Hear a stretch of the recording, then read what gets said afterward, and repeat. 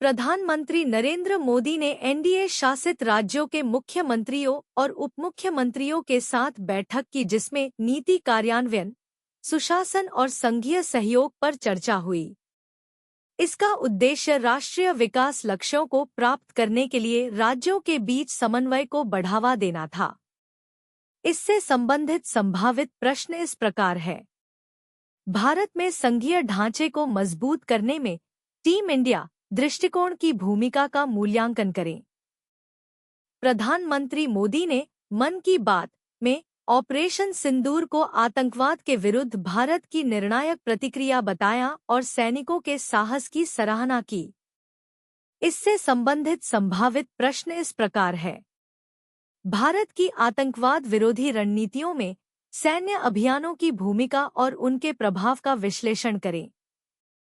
विदेश मंत्री एस जयशंकर ने कश्मीर को संघर्ष के रूप में परिभाषित किए जाने को गलत ठहराया और कहा कि इससे अपराधी और पीड़ित को एक समान बना दिया जाता है।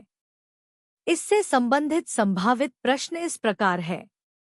भारत की कश्मीर नीति में अंतर्राष्ट्रीय विमर्श को प्रभावित करने में भाषा और शब्दावली की भूमिका पर चर्चा करें।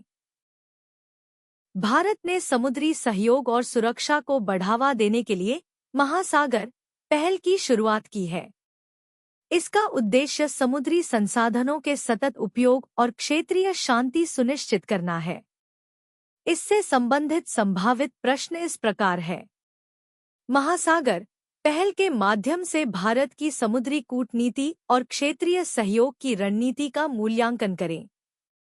ब्रिक्स देशों के बीच भारत ने निर्यात नियंत्रणों को हटाने का प्रस्ताव दिया है ताकि सदस्य देशों के बीच आर्थिक सहयोग को बढ़ाया जा सके। इससे संबंधित संभावित प्रश्न इस प्रकार है। ब्रिक्स देशों के बीच निर्यात नियंत्रणों को हटाने के भारत के प्रस्ताव के संभावित लाभ और चुनौतियों का विश्लेषण करें।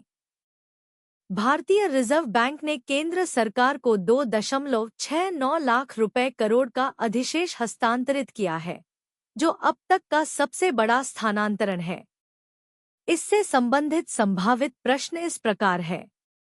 आरबीआई द्वारा केंद्र सरकार को अधिशेष स्थानांतरण के आर्थिक प्रभावों और इसके राजकोषीय प्रबंधन पर प्रभाव का मूल्यांकन करें। दिल्ली और एनसीआर में मौसम विभाग ने तेज आंधी और बारिश की चेतावनी जारी की है, जिससे शहरी आपदा प्रबंधन की तैयारियों पर जोर दिया गया है।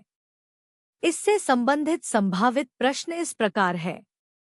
शहरी क्षेत्रों में तीव्र मौसमीय घटनाओं के प्रबंधन में आपदा प्रबंधन और शहरी योजना की भूमिका पर चर्चा करें।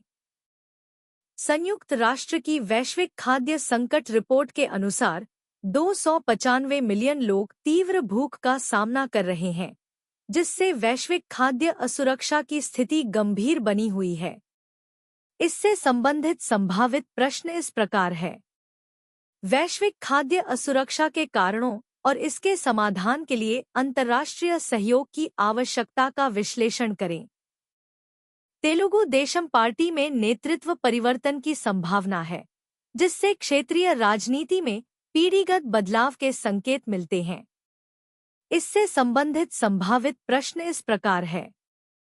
भारतीय क्षेत्रीय राजनीति में पीढ़ीगत नेतृत्व परिवर्तन के प्रभावों और चुनौतियों का मूल्यांकन करें। अगर ये वीडियो आपको पसंद आया हो तो इसे लाइक करें, दोस्तों के साथ शेयर करें और चैनल को सब्सक्राइब करना बिल्कुल न भूलें। आपका एक क्लिक हमारे हौसले को प्रेरित करता है।